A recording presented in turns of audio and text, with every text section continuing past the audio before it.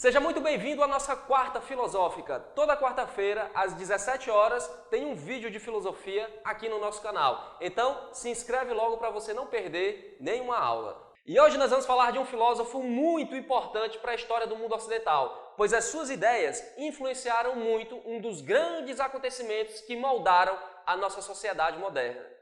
Ele foi um cara muito controverso e suas ideias são tão radicais, mas tão radicais, que se aplicadas na sociedade, muda todo o status quo, muda toda a estrutura da sociedade.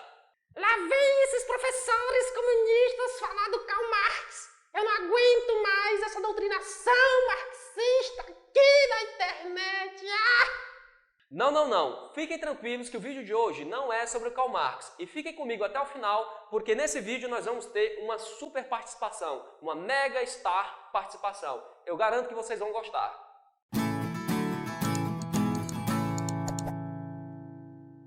O Jean-Jacques Rousseau foi um filósofo suíço que viveu no século XVIII, o século do Iluminismo, e que aos 30 anos se muda para a França para tentar viver como professor de música. Só que isso não dá muito certo e ele envereda mesmo pelo caminho da filosofia. As suas grandes obras são o discurso sobre a origem e os fundamentos da desigualdade entre os homens, o contrato social e o Emílio.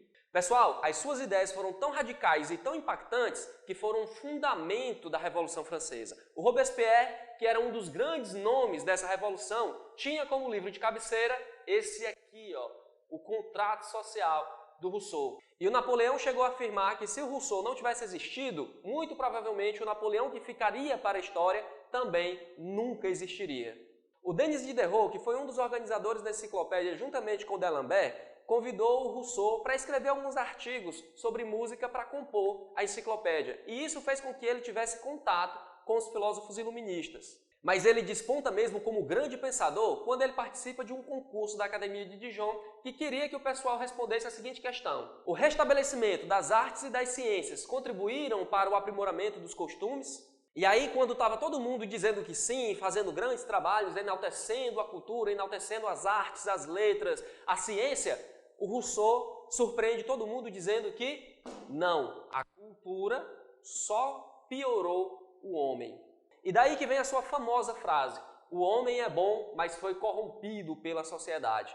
E para sustentar esse argumento, seguindo a mesma linha de raciocínio do Hobbes e do Locke, já que o Rousseau também é um grande contratualista, na verdade ele é o terceiro grande contratualista, ele vai dizer que em estado de natureza nós tínhamos o bom selvagem, que era aquele cara solitário, livre e que era feliz, não tinha as amarras da sociedade, não tinha toda essa chatice, não tinha toda essa moralidade, não tinha esse negócio de o pessoal ficar olhando para a vida dos outros, se importando com o que os outros estão fazendo, você viver de acordo com o que os outros acham, nada disso.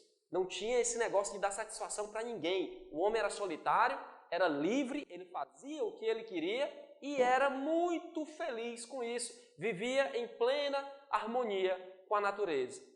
Aqui em estado de natureza, o bom selvagem, ele não era egoísta e muito menos ambicioso. Ele só procurava satisfazer alguns prazeres e fugir da dor. A única coisa que ele queria na vida era comer, beber, fazer chanchancha e depois ir dormir. Aqui em estado de natureza, não tinha esse negócio de namoro sério, muito menos de casamento, de cuidar de casa, de sustentar a casa, de pagar colégio de menino, nada disso.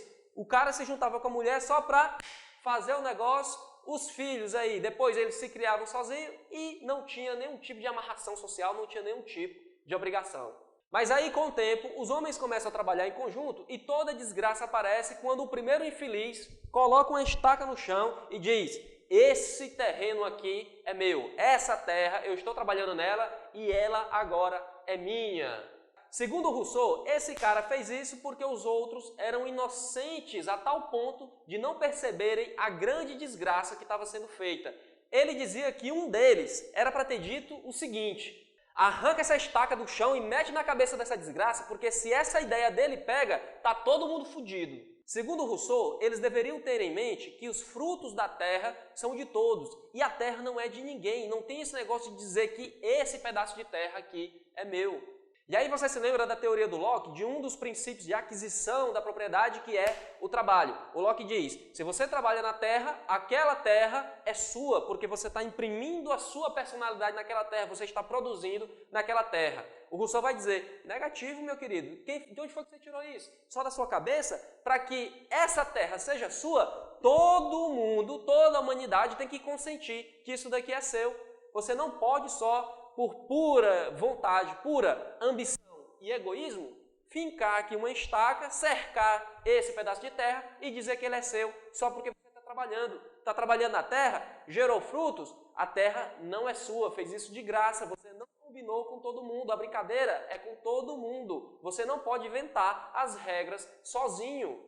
E aqui o nosso filósofo sustenta que a instituição da propriedade privada foi a origem da desigualdade entre os homens. Todas as desgraças que aconteceram entre eles têm como raiz, têm como origem a instituição da propriedade privada. E esse estado de guerra que o Hobbes diz que os homens vivem em estado de natureza foi porque lá em estado de natureza ainda os homens instituíram a propriedade privada.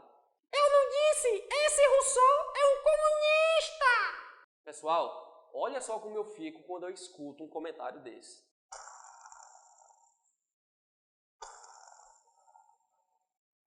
Não pode, pessoal, um negócio desse. Dizer que o Rousseau era comunista é a mesma coisa de dizer que Jesus Cristo era marxista.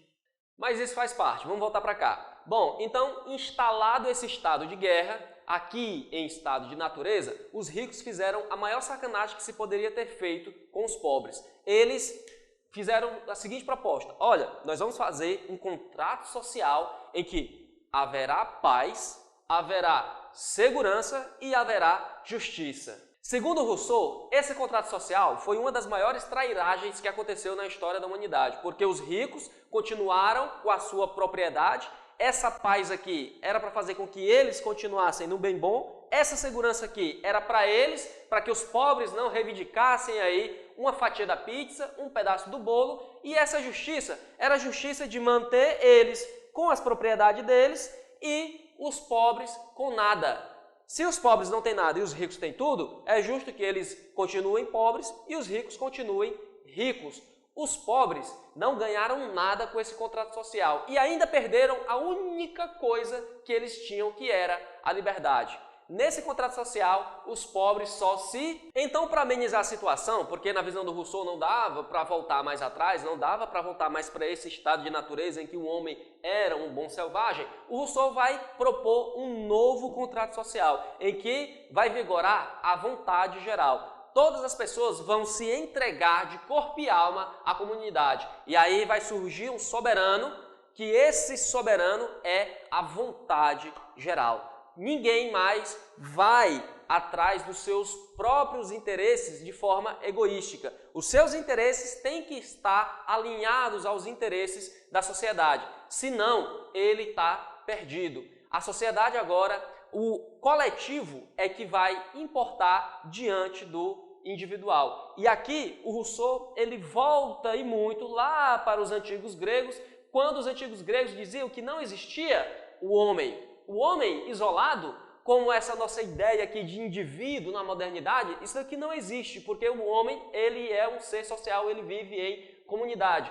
O Aristóteles mesmo, que é o grande sintetizador do pensamento antigo grego, ele diz que o zoon é zoon politikon, o anthropos ele é zoon politikon, o homem ele é um animal político. Não existe o homem separado da polis, separado da comunidade. E o Rousseau resgata muito disso ao dizer que aqui o indivíduo, ele não é apenas indivíduo, ele é, antes de ser indivíduo, um cidadão, porque ele é membro da coletividade, ele se entregou à comunidade, à vontade geral. Tá certo, professor? É tudo muito bonito, é tudo muito lindo, essa sociedade idealizada pelo Rousseau. Mas como é que o homem, que é um ser corrompido, degenerado, egoísta, interesseiro, vai viver nessa sociedade ideal? É aqui que entra o grande papel da educação. O Rousseau diz que o homem é bom e a sociedade que o corrompe. Se nós mudamos a estrutura da sociedade, nós podemos ensinar o homem a ser bom novamente. E aí a educação vai fazer com que este indivíduo tenha um papel ativo na comunidade. Vai fazer com que este indivíduo seja um cidadão. E ser cidadão, pessoal, é ser livre, é ser autêntico, é expressar a sua própria natureza e é ser autônomo. É uma pessoa que tem livre pensamento, é uma pessoa que forma a sua própria opinião, sem depender, vamos colocar nos contextos de hoje, da mídia. Aqui, dentro de uma sociedade em que a educação forma o indivíduo para a cidadania, a mídia tem uma dificuldade muito grande de manipular a massa, porque não existe aquele indivíduo sem um papel ativo na comunidade que a gente pode dizer que é o nosso cidadão comum de hoje aqui no Brasil. Ninguém se importa com nada, com política. Ah, isso é coisa de político. E nós estamos aqui no fumo, não é? O Rousseau, ele tem essa consciência de que para a sociedade funcionar bem, para que haja justiça dentro da sociedade, para que a vontade geral prevaleça, o indivíduo ele tem que ser um cidadão, ele tem que ter um papel ativo na comunidade, ele tem que se importar com política, ele tem que se importar com a vida pública, com a comunidade. Então, a educação, a pedagogia aqui na filosofia do Rousseau, ela tem o papel de fazer aflorar a verdadeira natureza humana, que é uma natureza boa. A pedagogia, ela vai nos ensinar a seguir uma vida pautada dos nossos verdadeiros instintos naturais, que é a bondade, a piedade e o amor ao próximo. Aqui, esse processo pedagógico, ele é pautado pelo amor e pelo carinho, e não pela chibata, não pela disciplina e pelo castigo. E aí, gostou desse vídeo? Então deixa aqui o seu like para ajudar o nosso canal, deixa aqui embaixo os seus comentários e não se esquece de se inscrever no nosso canal para você não perder as próximas publicações. Eu vou ficando por aqui, um grande abraço e até mais!